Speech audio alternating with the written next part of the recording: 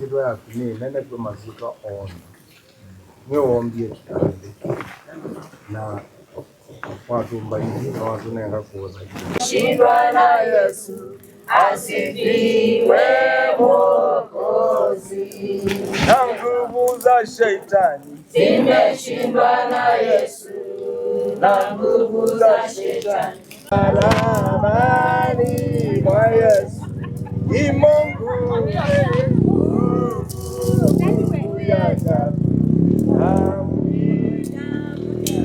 kwa Yesu ni Mungu ya Yesu umeshindwa na Yesu, uongo wa shetani umeshindwa na Yesu, uongo wa shetani na kameni ya Yesu ewe kwa chomwinge na kameni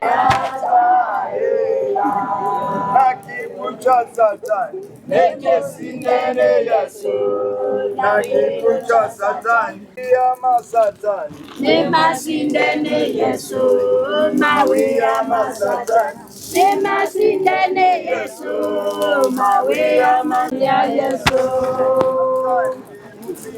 akameni ya Yesu satani ya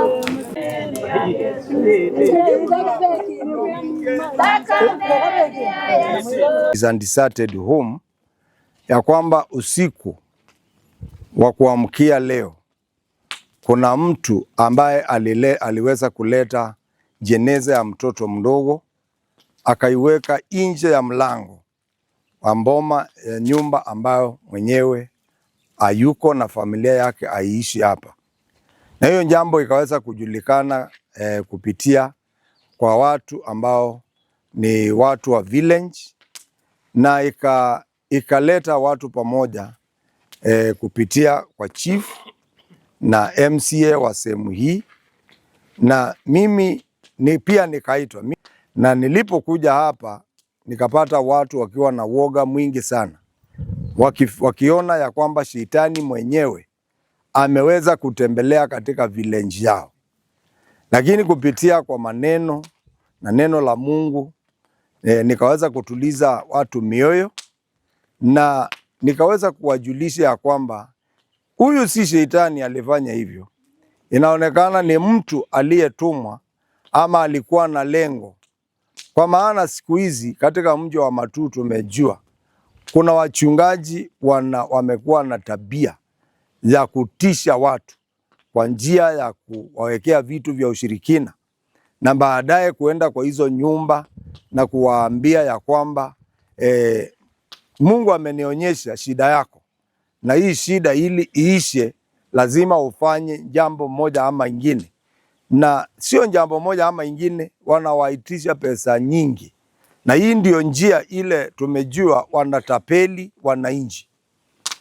Juzi serikali yetu ya Kenya imekuwa na mswada ambao unazungumzia juu ya regulation of churches, na ni kweli makanisa umbrella bodies yamezungumza akasema wao hiyo ni kazi yao, lakini ni vizuri pia wachungaji kama hao ambao wana tabia kama hiyo waweze kuingia katika mikono ya serikali, maana hii ni njia ya kuharibu imani ya Kikristo, na pia ni njia ya kutisha wananchi na pia kulaghai wananchi.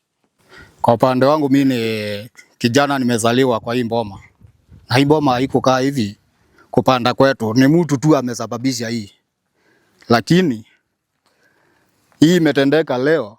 Ile ingine tulipambana kweli, ile ilikuja ikatulia, lakini sasa hii imetushangaza. Kwa hivyo haijalishi ni nani, awe ni mmoja wetu, awe ni mtu wa kutoka nje, awache hiyo kitu kabisa na atajulikana tu. Mimi ni mmoja katika hii familia. Hii shida ilianza tangu 2020, tumepambana hata wa leo na tunaendelea tu na kupambana. Hii imetendeka leo, ni mtu tu anatuuzia uonga na atununui. Tunaomba bado pastor, bishop mtusaidie kuomba hii shida iishe kabisa. Tukae kwa boma, tukae tu vizuri na familia wengine, atuongopi chochote. Asante. Kwa majina naitwa Senior Chief Susan Kingoa Matu Location.